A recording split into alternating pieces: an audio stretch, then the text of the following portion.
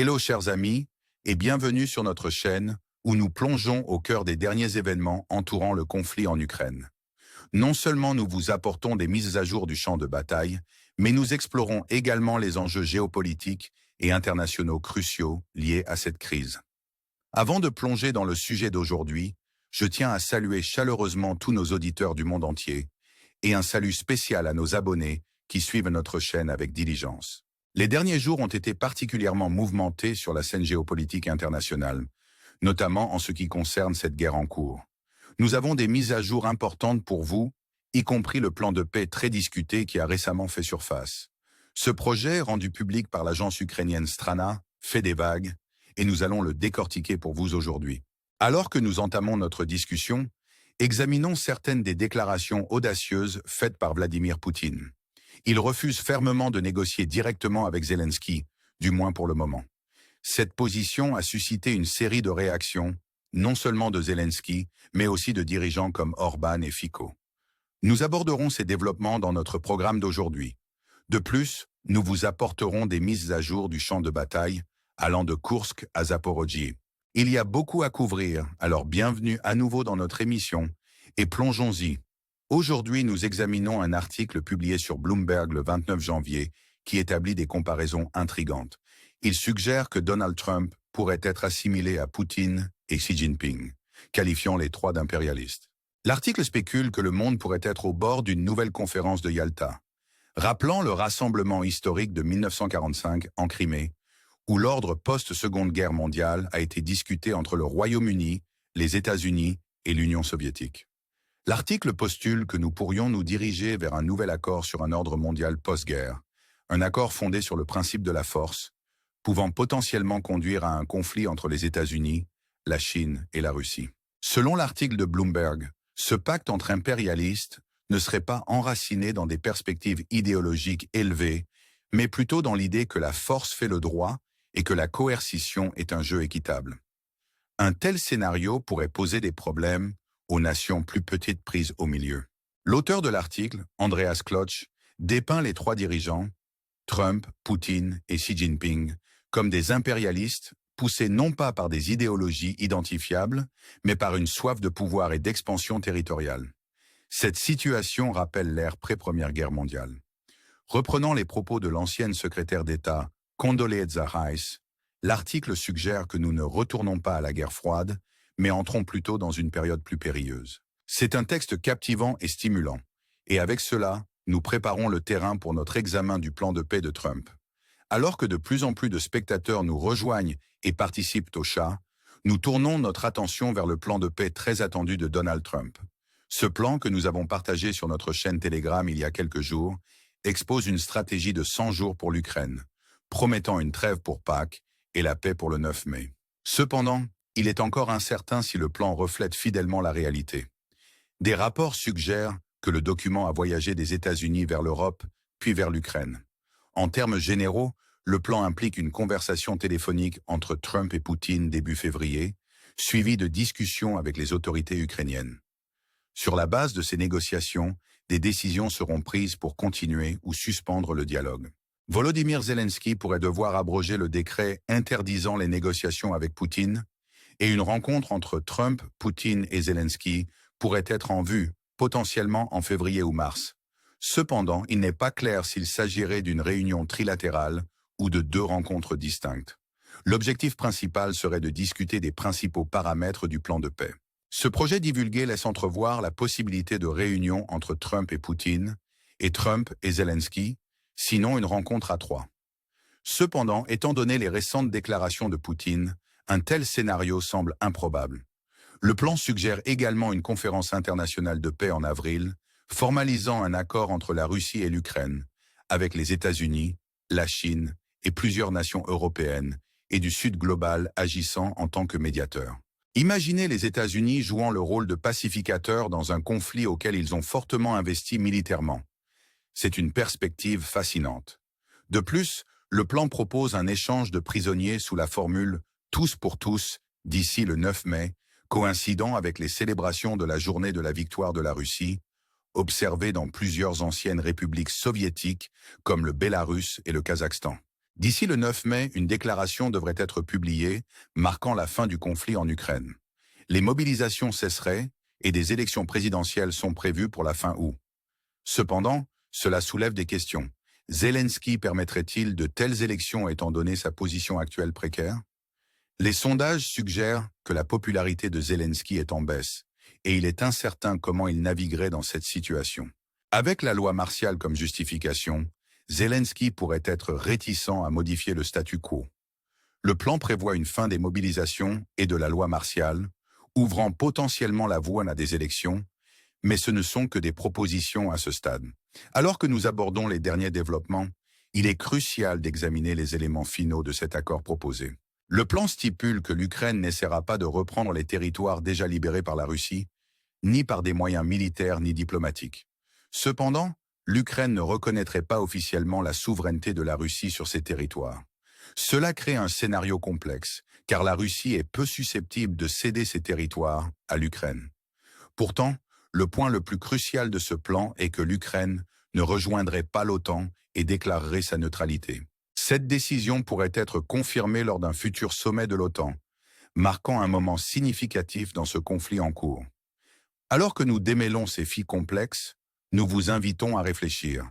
Ce plan pourrait-il ouvrir la voie à une paix durable, ou assistons-nous au prélude d'une nouvelle réalité géopolitique?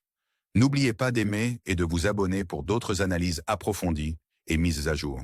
Alors que nous continuons d'explorer les subtilités du plan de paix proposé, il est essentiel de plonger plus profondément dans les implications de la neutralité potentielle de l'Ukraine et de son exclusion de l'OTAN.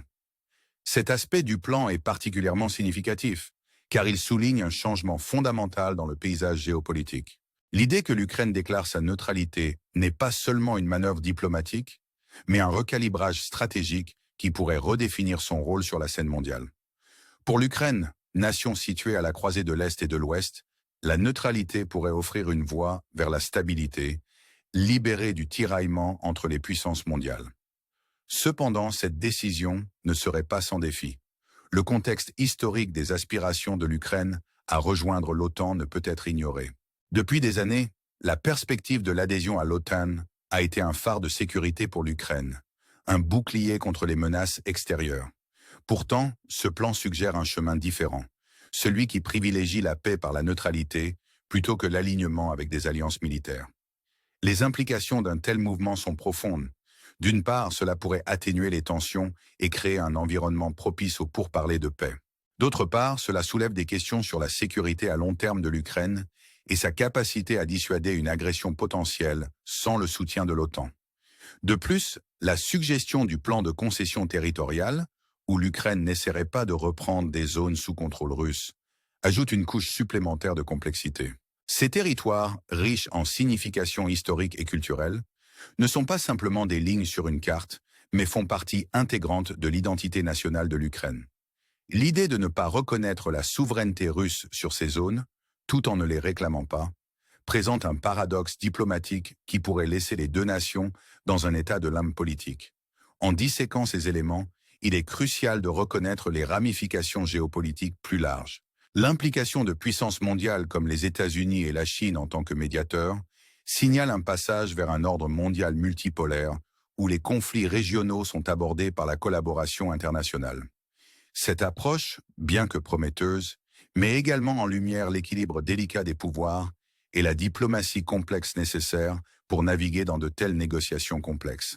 La conférence internationale de paix proposée, prévue pour avril, vise à formaliser ces discussions, réunissant une coalition diversifiée de nations pour négocier une paix durable. Le succès de cette conférence repose sur la volonté de toutes les parties de s'engager dans un dialogue constructif et de faire des concessions pour le bien commun. Alors que nous approchons des dates attendues, la communauté mondiale observe avec impatience, espérant une percée qui pourrait redéfinir l'avenir de l'Ukraine et de ses voisins. Cependant, il est essentiel de tempérer l'optimisme avec réalisme. L'histoire de la diplomatie internationale est parsemée d'exemples où les pourparlers de paix ont échoué, déroutés par des positions enracinées et des intérêts concurrents.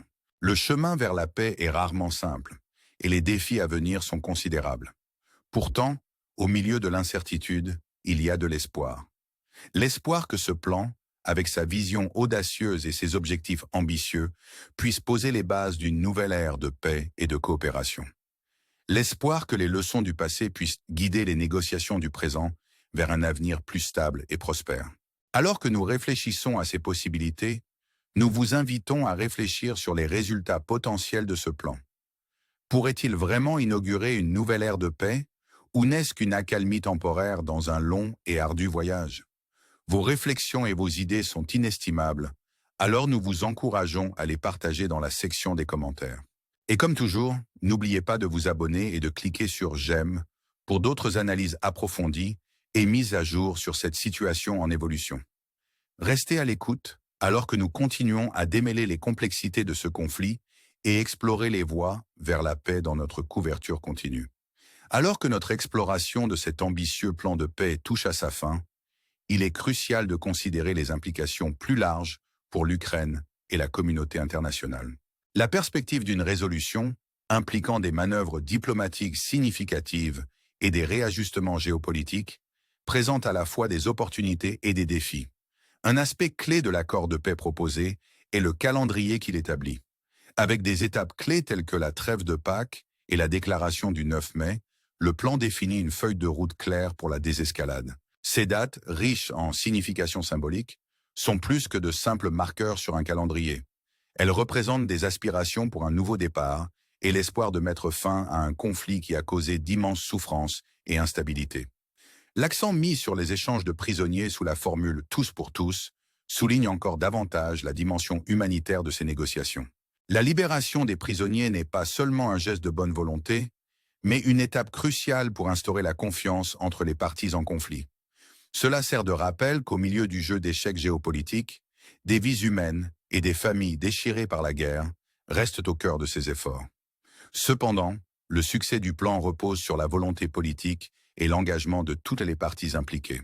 Pour l'Ukraine, embrasser la neutralité et renoncer à l'adhésion à l'OTAN pourrait redéfinir sa stratégie nationale en se concentrant sur le renforcement de la résilience interne et en favorisant les partenariats régionaux. Pour la Russie, cet accord implique des concessions importantes, notamment concernant les différends territoriaux et la reconnaissance de la souveraineté. Chaque pas vers la paix nécessite une navigation prudente des pressions domestiques et internationales, ainsi qu'un engagement inébranlable au dialogue plutôt qu'à la discorde. La communauté internationale au sens large joue un rôle central dans ce processus de paix. L'implication de pays d'Europe et du Sud global en tant que médiateurs souligne la nécessité d'une approche multilatérale pour la résolution des conflits. Cette coalition diversifiée de nations, apportant des perspectives et des intérêts variés à la table, a le potentiel de concevoir un accord équilibré et équitable qui répond aux préoccupations de toutes les parties prenantes. Cependant, le chemin vers la paix est semé d'incertitudes. Le paysage géopolitique est en constante évolution et les intérêts des grandes puissances se heurtent souvent, créant des dynamiques complexes qui peuvent soit faciliter, soit entraver le progrès. Le succès de ce plan de paix dépendra de la capacité des négociateurs à transcender ces défis, trouvant un terrain d'entente et une compréhension mutuelle dans la poursuite d'une vision partagée pour l'avenir. Alors que nous regardons vers l'avenir, il est essentiel de rester vigilant et engagé. La situation en Ukraine est un rappel poignant de la fragilité de la paix et de l'importance des efforts internationaux soutenus pour prévenir les conflits. Les leçons tirées de cette crise peuvent éclairer les efforts diplomatiques futurs, garantissant que la paix n'est pas seulement une pause temporaire, mais une fondation durable pour la prospérité et la coopération. Pour conclure, nous vous invitons à considérer les implications profondes de ce plan de paix. Pourrait-il servir de modèle pour résoudre d'autres conflits à travers le monde? Ou est-ce une solution unique adaptée aux complexités spécifiques de la situation ukrainienne? Nous vous encourageons à partager vos réflexions dans les commentaires et à rejoindre la conversation alors que nous continuons d'explorer les voies complexes vers la paix. Merci de nous avoir rejoints dans ce voyage de découverte et de réflexion. N'oubliez pas de cliquer sur « J'aime » et de vous abonner pour des analyses plus approfondies et des mises à jour sur cette question importante et d'autres enjeux mondiaux.